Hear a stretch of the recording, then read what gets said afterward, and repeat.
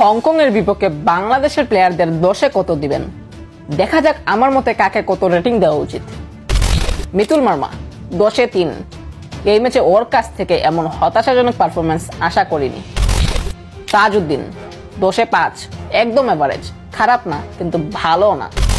তারিক কাজী 10-এ 7, দারুণ ফাইট করেছেন।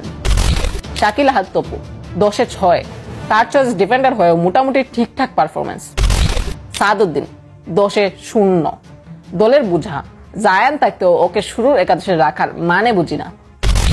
হামজা চৌধুরী 10-এ 10, ম্যাচের সেরা, এক কথায় অসাধারণ, ফ্রি কিক, গোল, লিডারশিপ সবই।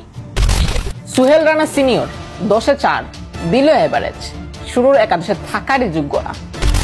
সুহেল রানা জুনিয়র 10-এ 0, কোনো কাজের না, তার জন্য নাকি জামাল বেঞ্চে, কাজেম শাহ দলে জায়গা পায় না, দুঃখজনক।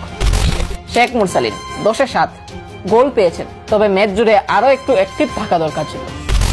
ফয়সাল আহমেদ ফাহিম 10-এ 0, জাতীয় দলে থাকারই যোগ্য না, আগেও বলেছিলাম, আজ আবার প্রমাণ করলো। রাকিব হুসাইন 10-এ 2, শুরুর দিকে কটা ক্রস বাদে কিছুই করেননি, সম্পূর্ণ হারিয়ে গিয়েছিলেন।